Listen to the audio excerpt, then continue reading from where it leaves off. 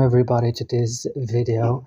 In this video guys, I will show you how to fix this problem on your Brawl Stars mobile, easy and quick. So let's do it.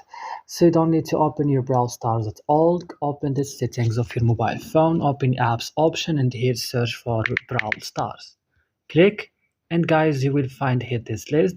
Come to storage, click clear cache only, and back, click right now here for stop and click OK.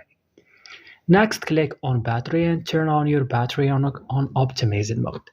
And right now go turn on your airplane mode, turn off it, and come to Play Store or App Store. If you use a phone device, you should update right now your Brawl Stars if the update is available.